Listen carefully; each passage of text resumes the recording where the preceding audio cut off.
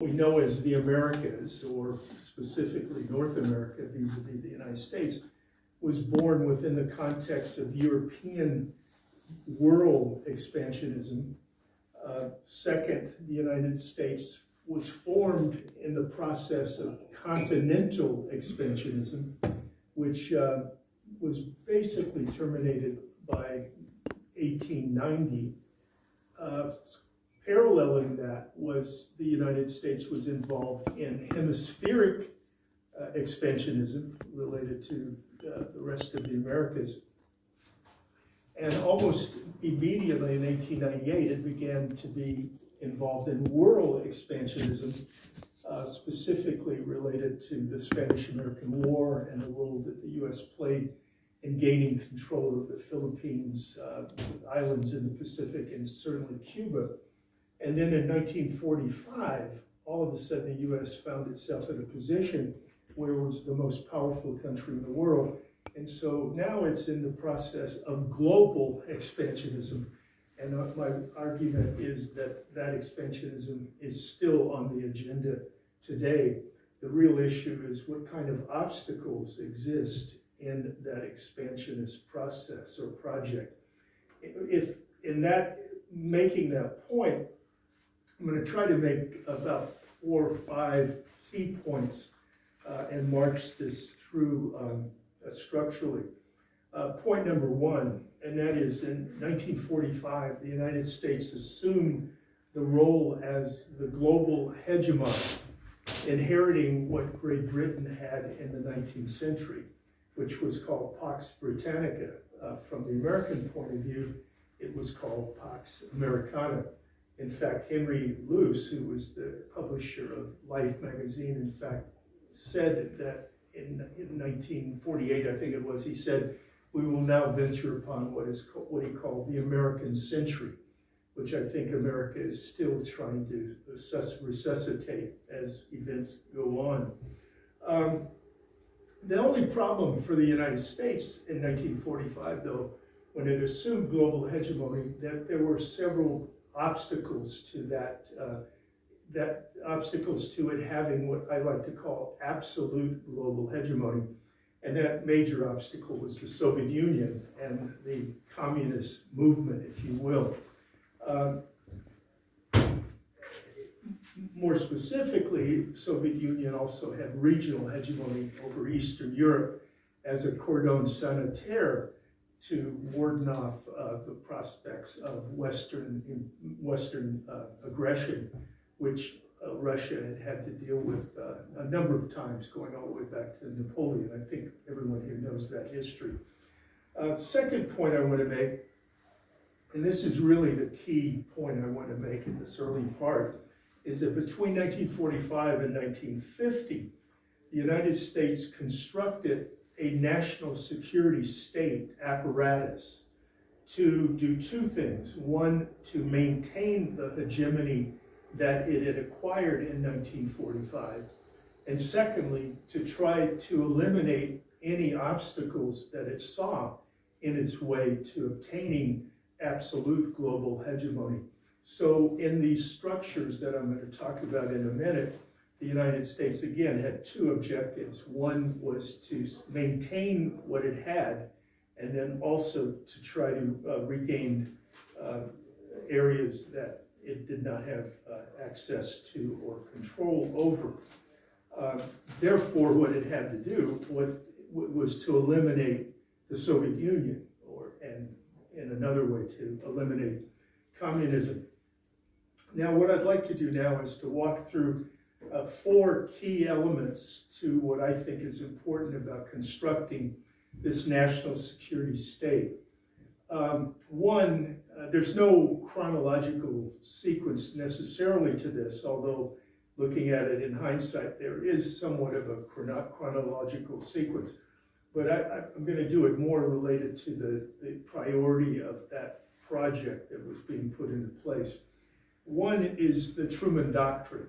This was a statement that President Harry Truman made in 1947. I think it was March 12th, if I'm not mistaken.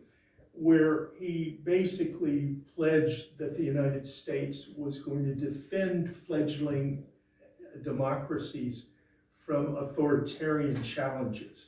So most of you probably know a lot of that history. Much of it was, at the time, was about the National Liberation Front in Greece attempting to challenge the monarchy in Greece. And the British found themselves having to walk away because of the cost of that, maintaining that influence. And so the United States stepped in at that moment to assume the role that Britain had in that part of the world. What it also meant was increasing military spending, where Truman asked for some $400 million for that project. Implicit in the Truman Doctrine are what I consider the guidelines of the United States foreign policy, and guidelines that I think still exist to this moment, although there's a caveat to that. One is anti-communism was the framework. Any movement, any party, any country, any government that the United States defined as communist was to be targeted. Communism doesn't exist anymore technically, but so what we've learned, it really wasn't about communism. It was about economies, nation states that had control over their economies and refused to allow an open door, or not only an access, but control of that economy by the United States. The second major guideline was just that, and that's the open door, which again means that the United States wanted not only access to the economies of countries, they literally wanted domination and control of those economies. And certainly the Soviet Union did not allow that to happen. The second, one other point about the Truman Doctrine, even though it focused specifically on Turkey, on Greece, and also Turkey as well, it became a global doctrine, is what it was, and it was the framework for most of, if not all of U.S. military interventions, covert and overt, during the so-called Cold War. The second point that I want to add in this construction of a national security state is the National Security Act of 1947, really an important policy act that was put into place. Congress passed it, the president signed it. What it basically did was to consolidate all of the agencies that existed around the U.S. state into one apparatus, so that this policy or foreign policy decisions could be made in a concentrated or consolidated manner. It established two agencies. One was the National Security Council, which brought together the Treasury Department, the State Department, the Department of Defense, and other agencies to coordinate foreign policy. Heading the National Security Council would be the National Security Advisor, and throughout American history, these figures have been very prominent. Currently, Jake Sullivan is the National Security Advisor, overseeing foreign policy. I've done a lot of work on the Carter administration, and some of you probably remember Zbigniew-Brzezinski, who was the National Security Advisor, did a lot of damage to the world, to say the least. Kissinger was both National Secretary of State. He was first National Security Advisor, then in the Ford administration, he was both Secretary of State as well as National Security Advisor. So these are very important figures within the making of foreign policy. The other agency that was formed was the Central Intelligence Agency, which was rooted from the old OSS, which was I think the Office of Strategic Security, which was very prominent in the war in Europe during World War II. There were two aspects of the CIA that are very important. One was its role was simply to accumulate intelligence, but it also assumed the role of covert operations. And some of you may be familiar with William Bloom's book, Killing Hope. which documents some 60 or 70 examples of U.S. involvement around the world. Very valuable book to have to understand American history. The third element of this was the establishment of the North Atlantic Treaty Organization in 1949. It's a very complicated history, and in some ways, some of the European countries were at the forefront of trying to find some mutual security apparatus. But there's no question that in spite of the Europeans' role in the formation of NATO, the United States very quickly became the dominant country within the process of decision-making, funding, et cetera, and that obviously continues to this very day related to this war against Russia.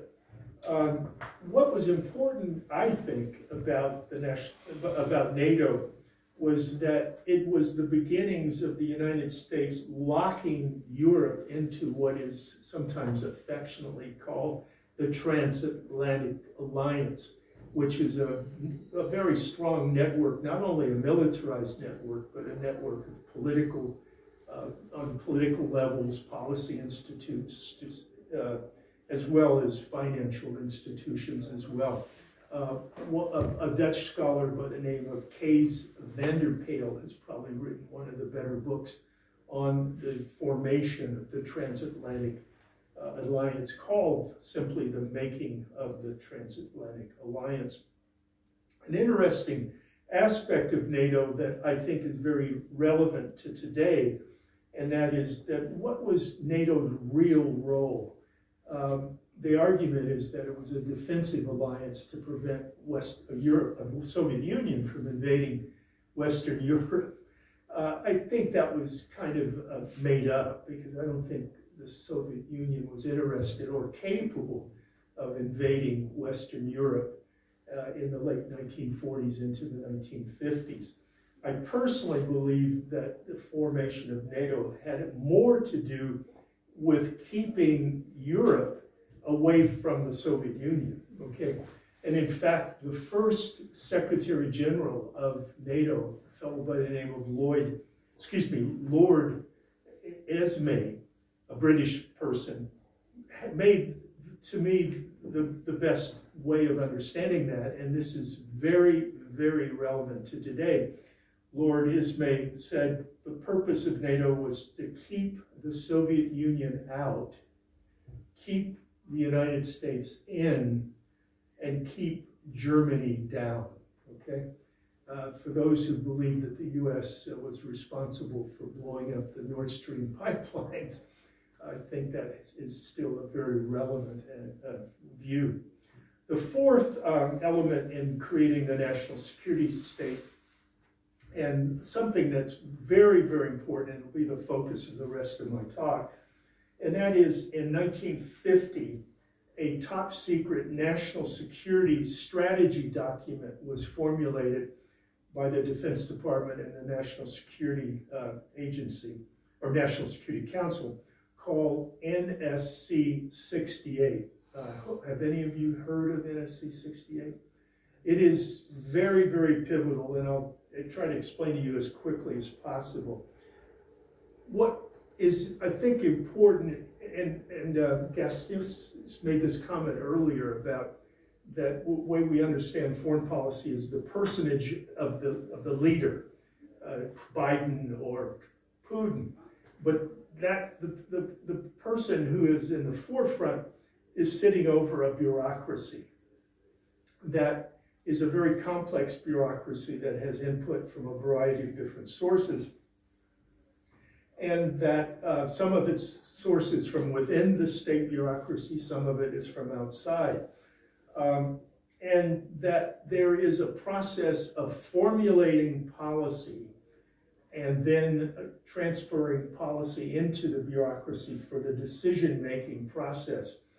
And most of that is taking place outside the state bureaucracy. It takes place within policy think tanks, policy planning organizations, graduate research institutes at major universities like Harvard and Princeton, Georgetown, etc.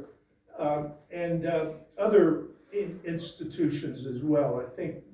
I assume all of you have heard of the Council of Foreign Relations, for example, which is probably the central, most important policy planning organization.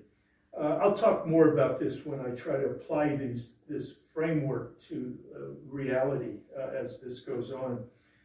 What NSC 68 did was it concretized the framework and the objectives of U.S. foreign policy.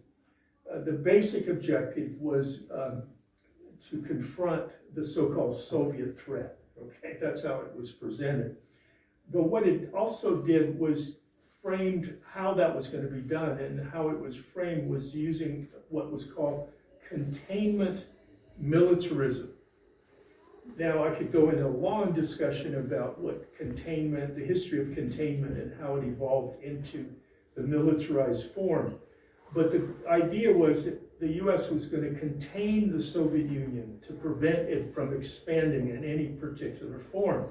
Obviously, all of the wars that we're familiar with, certainly Vietnam is the classic example, was aimed at containing communism. Now, the interesting thing historically, that most of these revolutions were not started by, organized by, and promoted by the Soviet Union. Most of them were nationalist struggles that the Soviet Union played some role in supporting. But the U.S. did not deal with nuance in any of this, partly because the structure of the national security state does not allow nuance in dealing with the rest of the world.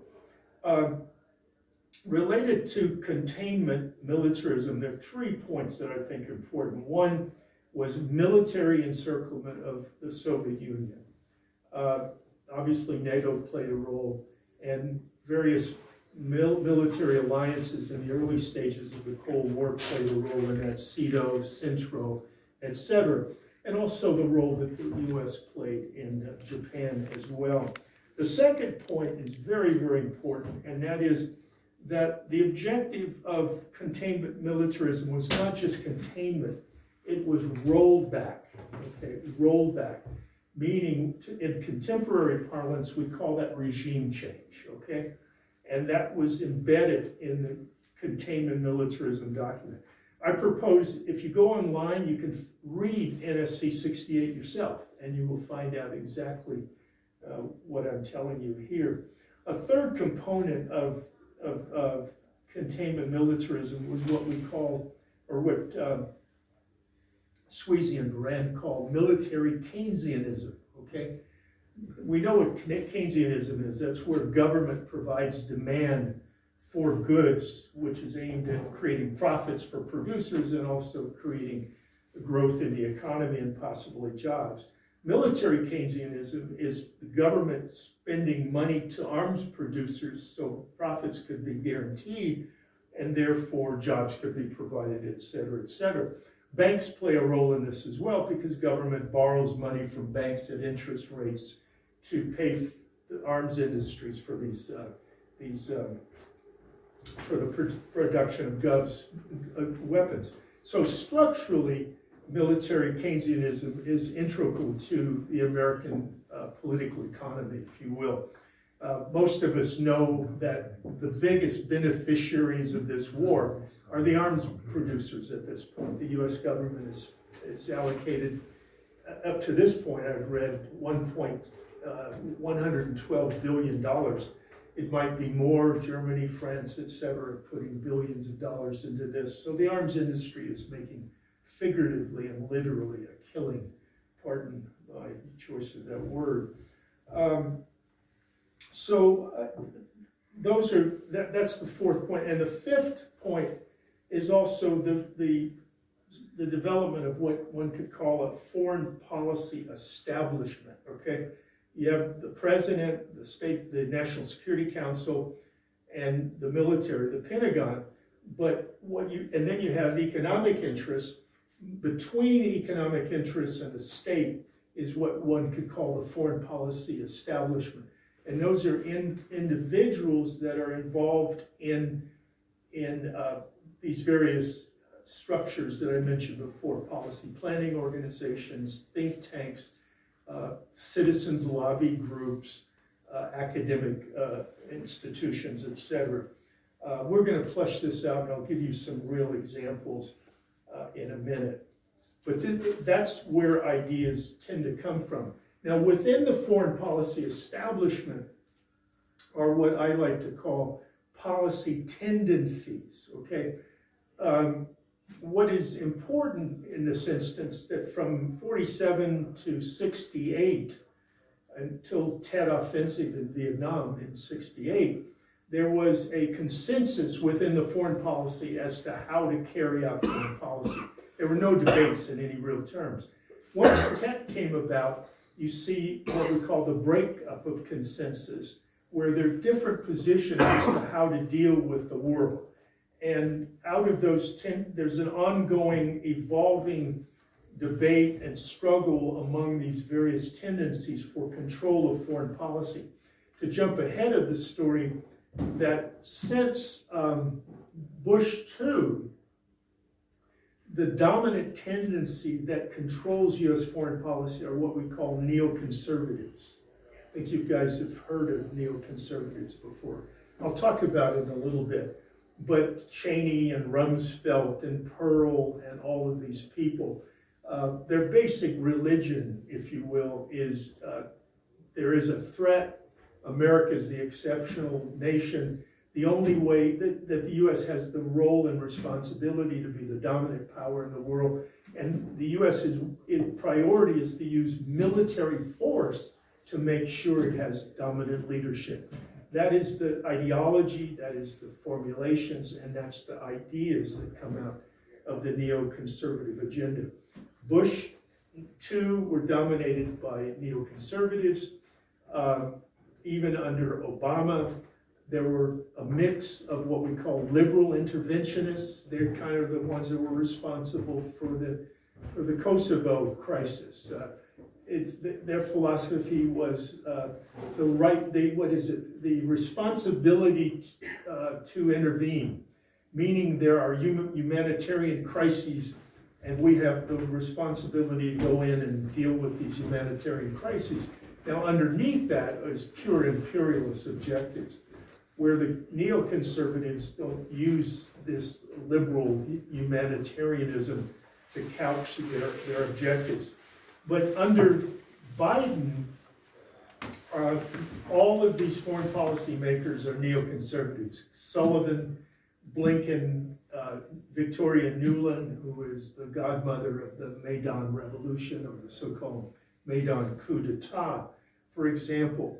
And there is no debate within the Biden administration among other policy tendencies. Okay, so that's my next point. Let me try to move on. Let's see, where are we just for a second? Okay, now the next point is now going to the second historical stage, 1990 to 1991. The Soviet Union evaporates. Eastern Europe is no longer under the yoke of communism, quote unquote. And so what does the United States do with its foreign policy if it establishes a national security state that its onus, its purpose in being was to eliminate the Soviet Union, to eliminate the Soviet threat? Was we now going to have peace in our time, where we're going to have a peace dividend, etc.? Well, I think you know the answer, but let's kind of trace as to what actually happened. What are the implications of the Soviet Union disappearing, okay, from the American point of view? One is that the rationale of anti-communism and the Soviet threat evaporates, okay? And if you have a system that's based on justifying its military because of a threat, it has no threat anymore. What does it do? I remember being at a conference at Stanford University in 1990. It was an African Studies conference. And there was a State Department official that was sitting at the dais. And someone from the audience asked him, this very question, now that the Soviet Union doesn't exist, what is the State Department going to do? And the guy grabbed his hair, literally, and started pulling it. And he just burst out, I don't know what we're going to do. I don't know what we're going to do. This is a true story. That's a true story, okay? So, now... Huh? He not lied, at least. Yes, yes, yes. So the second point is, instead of a rival bipolar world order, now the world is a unipolar order, okay? And the United States is the sole superpower. Because keep in mind, Russia in 1991, 92 was weak. China was still not the giant that China is now, okay? So the US was triumphant at that point. In fact, the hubris was so grand that Francis Fukuyama, a so-called scholar at Stanford University, wrote this tract called The End of History, as if there were no more conflicts and ideological tensions in the future of the world. Obviously, he was wrong. The third implication of the collapse of the Soviet Union was now, since the obstacle to absolute global hegemony had disappeared, now the United States had access to Central Asia, to the former Soviet Union, and all of and Eastern Europe, okay? It was a feast to be had, okay? Meaning the United States could now pursue absolute global hegemony without an obstacle to prevent it from gaining control. Again, what this means is now the US could gain hegemony in Eastern Europe, the former Soviet Union, Central Asia, parts of the Middle East, et cetera, et cetera. Now, China is, in the early 90s, is kind of still not in the focus of the United States, partly because it was not as powerful it was going to be 10, 15 years later, but two, the US had already concocted a policy called congagement. Remember containment militarism? Well, congagement was engage economically, but also military encirclement as well. But the focus had not been on China yet to the degree that it is today, and certainly the Soviet Union was the focus. Now I'm going to introduce a new concept to this discussion right now, and that is the ideas of Halford Mackinder. He was a British geographer at the turn of the 20th century, very important fellow, and was an advisor to the British Foreign Office, and was also the founder of the British National Geographical Society. And he wrote a number of books. And what he did is he came up with a formula or formulation that I would argue is still the formulation that guides US foreign policy. He came up with what is called the heartland theory. The heartland theory. Now, what is the heartland? The heartland is Russia, okay? The richest, one of the richest, if not the richest area for natural resources in the world. Mackinder came up with what I call a little ditty. And here's the ditty. Who controls Eastern Europe controls the heartland. Who controls the heartland controls the Whirl Island. Now, what's the Whirl Island? Eurasia and Africa, okay? And then the third part of his little ditty, who controls the Whirl Island controls the world. That is the framework of the US's foreign policy to this very day, is to control Eastern Europe so it can control the heartland. If it controls the heartland, it therefore controls the Whirl Island.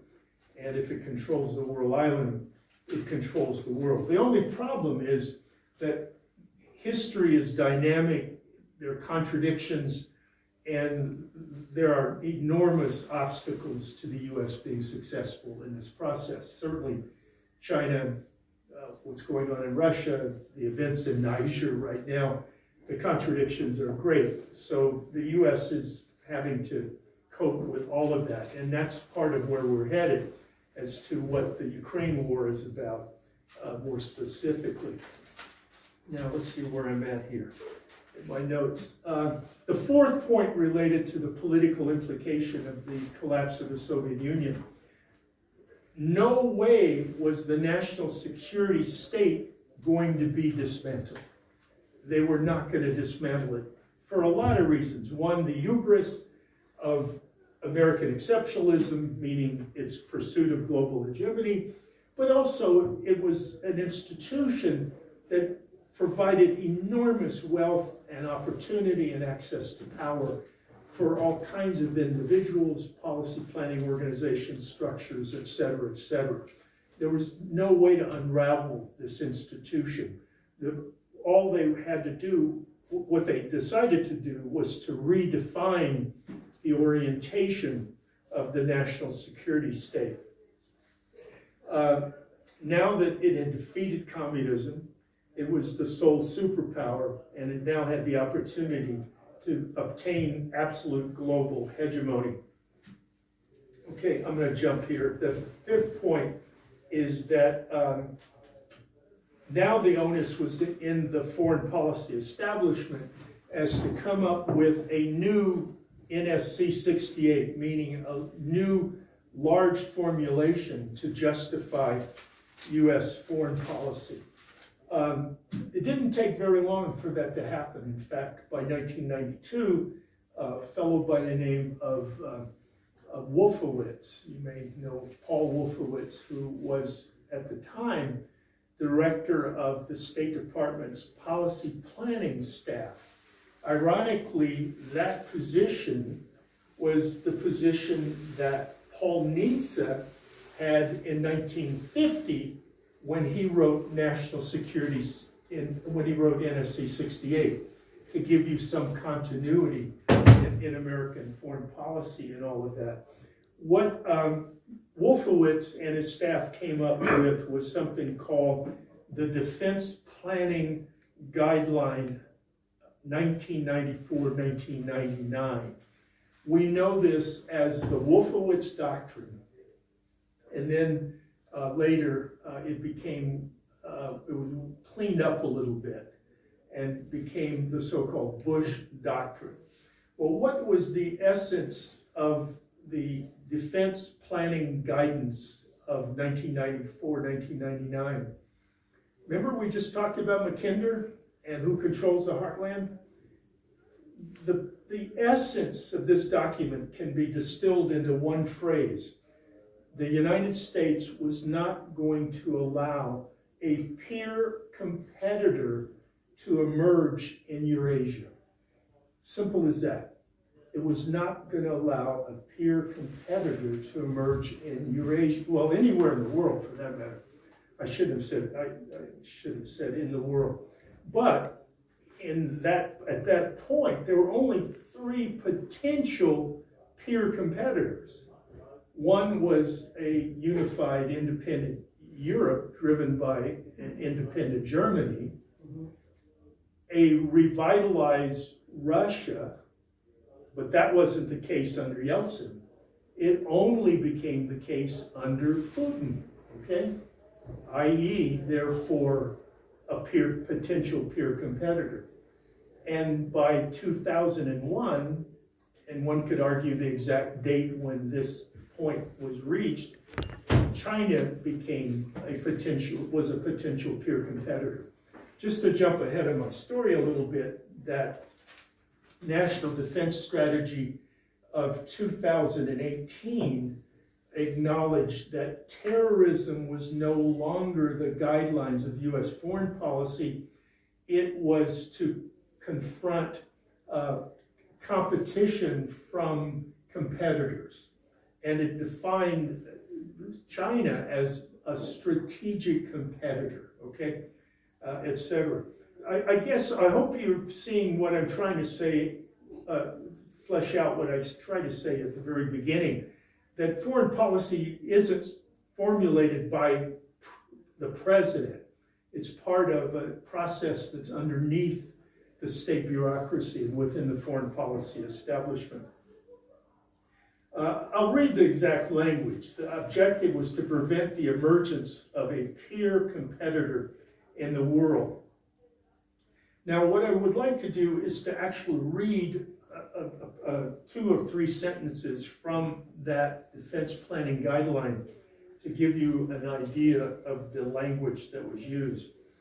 And this can be found on Google. I mean, this stuff is right at your fingertips, okay? It's not... Say without Google. Pardon? Say without Google. Save without? Without, no, say, tell us without Google. Without Google? Yeah. Okay, well, anywhere, any search engine you used, okay? Okay, yeah, I understand. But the document said, our first objective is to prevent the reemergence of a new rival, either on the territory of the former Soviet Union or elsewhere, that poses a threat on the order that possessed formally by the Soviet Union. This is the dominant consideration underlying the new regional defense strategy and requires that we endeavor to prevent any hostile power from dominating a region whose resources would, under consolidated control, be sufficient to generate global power. Is that clear? That is American foreign policy, okay, from the beginning. Now, what is obvious is that since 1992, the world has been reordered and reconfigured and all kinds of things. Again, as we said, China is now probably, if not the most powerful economy in the world. It's going to be there tomorrow, if not the next day.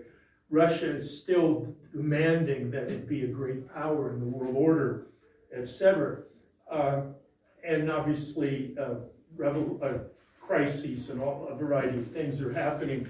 But what I want to argue, even though the U.S. has adjusted with its strategic documents to various situations, the basic framework of the United States to this very second is rooted in the pursuit of absolute global hegemony, rooted in Mackinder's The Heartland Theory, and rooted in the defense planning guidance of 1994 to 1999.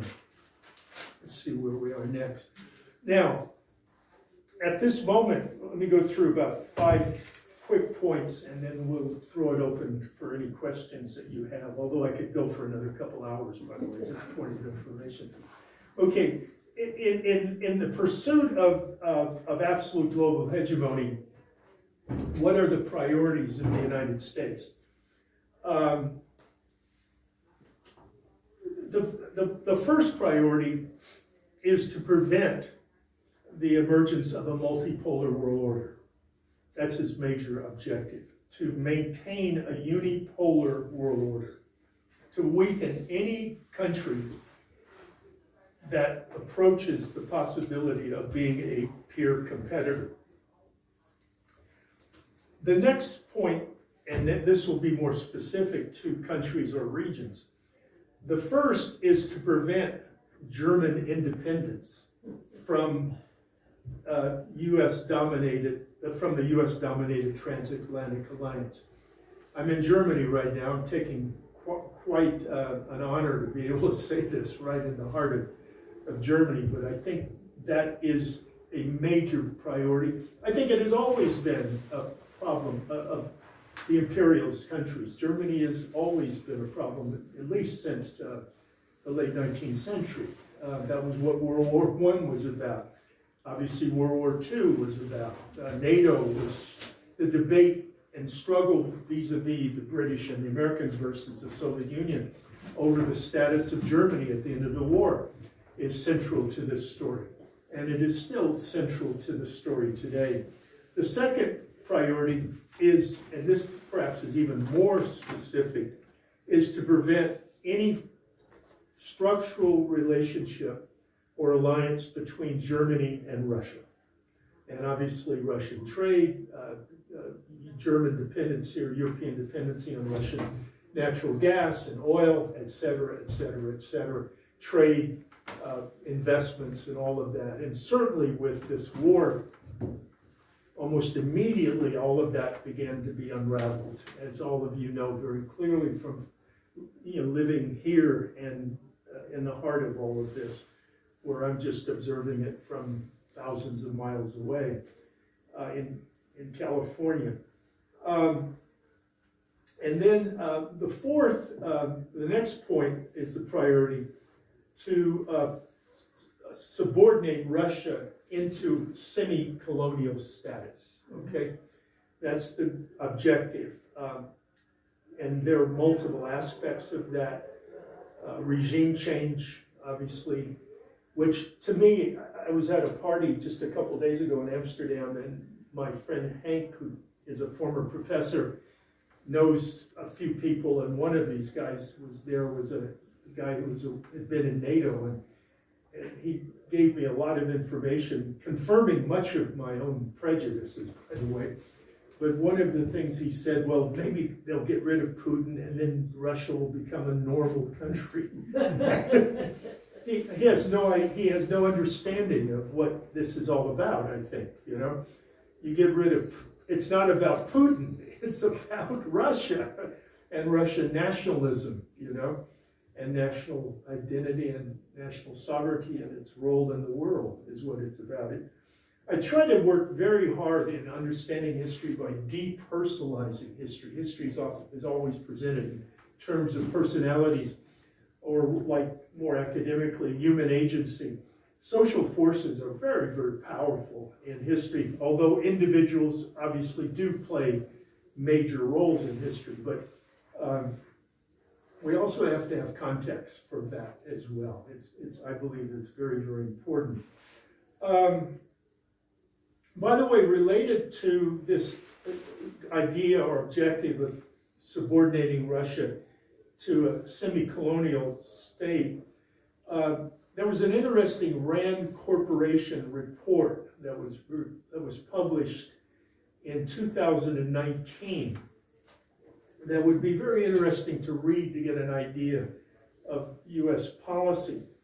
The title of this report, and it's online again, it's entitled Overextending and Unbalancing Russia, Assessing the Impact of Cost-Imposing Options, okay? Now, there are a number of options in this report, and I'll read just two of them that are quite relevant to this story. Russia's greatest vulnerability is its economy, because it is heavily dependent on exporting of gas and oil. The report says that if the U.S. could strengthen sanctions against Russia and increase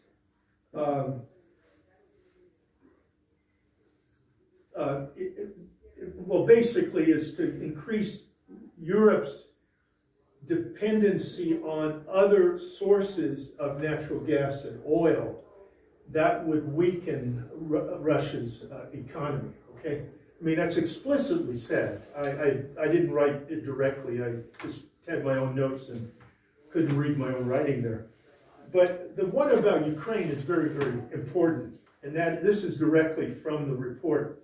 Arming Ukraine would enable the United States to exploit the central point of Russia's exterior vulnerabilities. But this would have to be carefully calculated in order to hold Russia under pressure without slipping into a major conflict, which Russia would win. That's the Rand Corporation in 2019. Now, what is the Rand Corporation? It's the Pentagon's think tank, is what it is, okay?